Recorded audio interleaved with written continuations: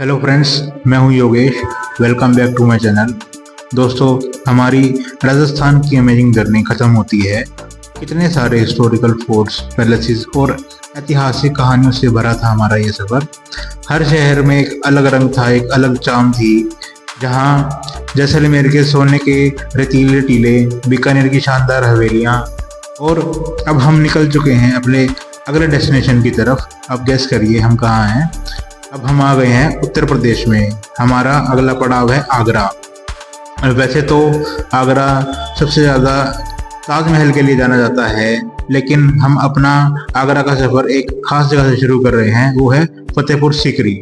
ये सिर्फ एक हिस्टोरिकल मोन्यूमेंट नहीं, बल्कि मुगलों के इतिहास की लाखों कहानियाँ समेटे हुए हैं। यहाँ पर आपको देखने को मिलेगी अकबर के समय की शान और उस वक्त की महान विरासत। फतेहपुर सीकरी को अकबर ने 16वीं सेंचुरी में बनवाया था और ये कुछ सालों तक मुगल सल्तनत की कैपिटल भी रही थी। इस जगह की हर इमारत, हर छतरी, हर एक दरवाज़ा उनकी सोच और समझ को दिखाता है। जो आप एरिया देख रहे हैं, ये है दीवाने आम। मुगल सम्राट अकबर अपने आम प्रजा से मिलते थे इस एरिया के अंदर और अपने फैसले उनको सुनाते थे। यहाँ पर आम जनता को भी अपने राजा से मिलने का मौका मिलता था। यहाँ पर राजा अपनी प्रजा के दिक्कतों को सुनते थे और उनको तुरंत ही सॉल्व करते थे। ये हॉल कितना खुला है, देखिए कितना वास्ट है ये। यहाँ के पिलर्स, उनका अलाइनमेंट और ओवरऑल डिज़ाइन बहुत ही ग्रैंड है। यहाँ खड़े होते ही ऐसा लगता है कि हम जैसे अकबर के वक्त में चले गए हों। आपको ये जगह कैसी लगी, कमेंट्स में ज़रूर बताएं। फ्रेंड्स, एक इंटरेस्टिंग चीज़ बताता हूँ आपको। जब आप इस हॉल को बाहर से देखोगे तो ये डबल स्टोरी बिल्डिंग लगती है, लेकिन जैसे ही आप इसके अंदर जाते हो तो पूरा स्ट्रक्चर एक ही स्टोरी का है। Isn't that surprising? Architectural trick मुगलों की खूबसूरती और शिल्प कला को दर्शाता है। जैसे 2 मंजिला दिखने वाला ये हॉल अंदर से सिर्फ एक खुला हॉल है। यहाँ के पिलर्स पर जो डिज़ाइन दिख रहा है वो असली में तुर्किश स्टाइल में है। तो फ्रेंड्स, अब हम आ गए हैं दीवाने खास में। ये वही जगह है जहाँ अकबर अपने खास मेहमानों और वजीरों से मुलाकात करते थे। यहाँ पर आपको हर तरफ एक अलग ही शान और ग्रैंडनेस दिखाई देगी। ये देखिए, जो आपको ये बीच में स्ट्रक्चर दिखाई दे रहा है, ये अकबर के तख्त के लिए बनाया गया था। इस प्लेटफॉर्म का डिज़ाइन बहुत ही यूनिक है। ये जो दिखता है, मुगलों को उन्होंने खास टच दिया है। ये हैं अनूप तालाब पे।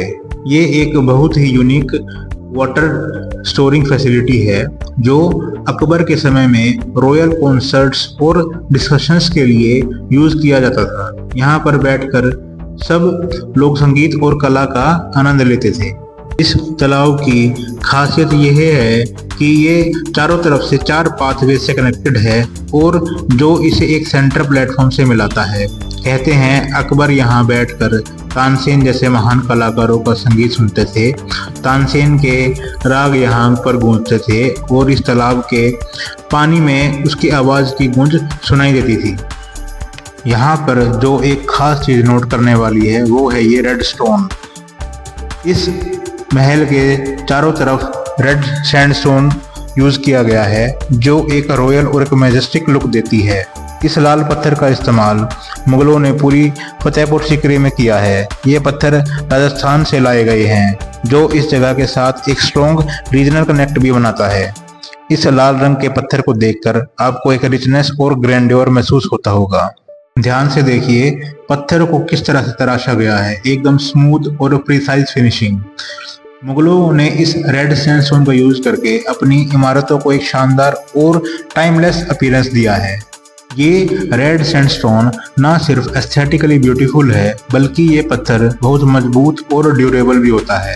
इस पत्थर के यूनिक कलर और टेक्सचर की वजह से ये पूरे फतेहपुर सीकरी एक कोहेसिव और स्टनिंग मॉन्यूमेंट कॉम्प्लेक्स लगता है। ये रेड सैंडस्टोन का यूज़ मुगलों की डिज़ाइन सेंस को दिखाता है, जहां उन्होंने न सिर्फ पत्थर की मजबूती का ध्यान रखा, बल्कि इस रंग को और टेक्सचर को यूज़ करके अपनी इमारतों को एक डिस्टिंक्ट आइडेंटिटी दी। अनूप तालाब का ये लाल रंग जब सनसेट के टाइम पे और भी चमक उठता है। तो यहाँ का एक व्यू एकदम मैजिकल सा लगता है। आपको ये यूनिक रेड सैंडस्टोन और यहाँ का आर्किटेक्चर कैसा लगा कमेंट्स में जरूर बताएं। वीडियो को लाइक और चैनल को सब्सक्राइब करना ना भूलें। चलिए अब हम बढ़ते हैं अगले पॉइंट की तरफ। अभी हम थोड़ी देर में पहुंच जाएंगे एक आइकॉनिक जगह की तरफ, जिसको बोलते हैं बुलंद दरवाजा। ये दरवाजा सिर्फ फतेहपुर सीकरी का ही नहीं बल्कि पूरे भारत का सबसे बड़ा गेटवे माना जाता है। यहाँ आते ही आपको एक ग्रैंडवर, एक रॉयल फीलिंग आएगी ही आएगी। ये जो आप एरिया देख रहे हैं ये मरियम उस जमाने का महल है। ये जो मुगल सम्राट अकबर की बेगम का रेजिडेंस हुआ करता था। मरियम उस जमानी यानी कि हीर कुंवारी, उन्होंने मुगल और राजपूत परिवार के बीच एक संधि का पैगाम दिया था। महल मरियम के लिए स्पेशली डिजाइन किया गया था। यहाँ आपको मुगल और राजपूत आर्किटेक्चर के बेहतरीन फ्यूजन्स को देखने को मिलेंगे। महल के झरोखे, बालकनी और कोर्टयार्ड को एकदम शानदार तरीके से बनाया गया है। ये झरोखे की जाली वर्क कैसे फाइनली क्रेव की गई है। ये डिज़ाइन राजपूत शिल्पकला का एक बेस्ट एग्जाम्पल है जो महल को एक ग्रेसफुल अपीयरेंस देता है। मरियम यहाँ बैठकर फतेहपुर सीकरी का पूरा नज़ारा देखती होंगी। ये कोर्टयार्ड कितना शांत और खूबसूरत है। अकबर ने अपनी बेगम के लिए इस महल को इस तरह डिज़ाइन किया था कि उन्हें एक प्राइवेट और सीरीन एनवायरनमेंट मिले। कोर्टयार्ड के बीच में ये एक शांति और सुकून का एहसास होता है। मरियम का ये महल सिंबल है मुगल और राजपूत संस्कृति के बेहतरीन मेल का। हर एक स्ट्रक्चर यहाँ दोनों कल्चर्स के फ्यूजन को दिखाता है, जहाँ मुगल आर्क्स और राजपूत पिलर्स के साथ नजर आते हैं। आप सभी को ये जगह कैसी लगी कमेंट्स में हमें ज़रूर बताएं और वीडियो को लाइक और शेयर करना बिल्कुल ना भूलें। चलिए अब चलते हैं अपने अगले पॉइंट की तरफ। यहाँ पर जो फ्लोरल मोटिव्स और पैटर्न्स बनाए गए हैं ये सब उस समय के मुगल आर्ट की शान को दिखाते हैं। ये महल सिर्फ एक रेजिडेंसी नहीं बल्कि एक कला का संगम है। तो आपको एक इंटरेस्टिंग फैक्ट बताता हूँ। अकबर के समय में इस महल के पीछे एक पानी की झील हुआ करती थी। ये झील स्पेशली बनाई गई थी ताकि महल के अंदर ठंडी ठंडी हवाएं आ सकें। झील की वजह से यहाँ एक नेचुरल कूलिंग सिस्टम का काम होता था।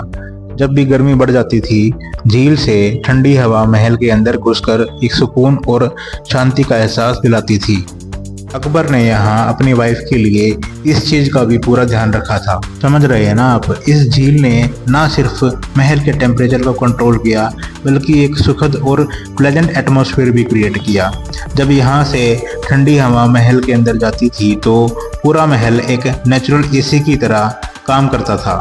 महल के वॉल्स में आपको छोटे छोटे विंडोज और वेंट्स भी दिखाई देंगे जिनके थ्रू ये ठंडी हवा अंदर आती थी। यहाँ से हवा सर्कुलेट होती थी और पूरा महल कूल रहता था। तो दोस्तों आपने देखा कि अकबर ने आर्किटेक्चर में साइंस का कितना अच्छा यूज़ किया था उस ज़माने में भी। ये झील अब यहाँ नहीं है लेकिन इसका कॉन्सेप्ट और इसकी कूलिंग टेक्निक मुगल आर्किटेक्चर के ब्रिलियंस को जरूर रिफ्लेक्ट करती है। आपको ये यूनिक फैक्ट कैसे लगे कमेंट्स में हमें ज़रूर बताएं और इस वीडियो को लाइक और चैनल को सब्सक्राइब करना बिल्कुल ना भूलें। फ्रेंड्स यहाँ पर पंचमहल भी है। ये ओपन स्ट्रक्चर अपने 5 लेयर्स के लिए फेमस है और एकदम ओपन एयर पवेलियन की तरह डिज़ाइन किया गया है। यहाँ पर टोटल 84 पिलर्स देखने को मिलेंगे जो पूरे पवेलियन को सपोर्ट करते हैं। 84 पिलर्स मुगल्स के आर्किटेक्चरल स्टाइल को रिप्रेजेंट करते हैं। इन पिलर्स के बीच से आती हुई हवा यहाँ एक नेचुरल वेंटिलेशन सिस्टम क्रिएट करती हैं। मुगल बेगम यहाँ बैठकर शायरी सुनती और ठंडी हवाओं का आनंद लेती थी। हर एक पिलर पे बनाए गए फ्लोरल पैटर्न और क्रेविंग्स मुगलों के आर्ट के क्राफ्टमैनशिप को दिखाते हैं। ये था आपका जोधा भाई का महल। ये महल फतेहपुर सीकरी का सबसे बड़ा महल और रेजिडेंशियल पैलेस है और यहाँ पर अकबर ने अपनी हिंदू पत्नी जोधा बाई के लिए एक परफेक्ट फ्यूजन क्रिएट किया था। देखिए यहाँ का एंट्रेंस राजपूत स्टाइल में बना हुआ है जबकि इनके कोर्टयार्ड में मुगल इन्फ्लुएंस को रिप्रेजेंट करता है। अब हम आ गए हैं बुलंद दरवाज़ा 1601 में अकबर ने बनवाया था गुजरात पे जीत हासिल करने के बाद। देखिए यहाँ पर फारसी में भी इंक्रिप्शन में भी लिखा है कि जीत का जिक्र है इसमें। इस प्रवेश द्वार का मतलब है विक्ट्री गेट और इसकी हाइट आपको मुगलों की एम्बिशन को दिखाती है। देखिए यहाँ की क्रेविंग्स को, ये फ्लोरल पैटर्न और कैलीग्राफी मुगल आर्किटेक्चर की ब्यूटी को रिप्रेजेंट करता है। बुलंद दरवाज़ा की हाइट लगभग 54 मीटर्स की है और यहाँ पर आप पूरे फतेहपुर सीकरी का एक स्पेक्टेकुलर व्यू ले सकते हो। दोस्तों ये थी हमारी एक छोटी सी यात्रा फतेहपुर सीकरी की। वीडियो को लाइक करना और हमारा साथ जरूर दें नेक्स्ट डेस्टिनेशन पर और नेक्स्ट एडवेंचर के लिए। Stay curious, keep exploring and take care, और फिर से मिलेंगे।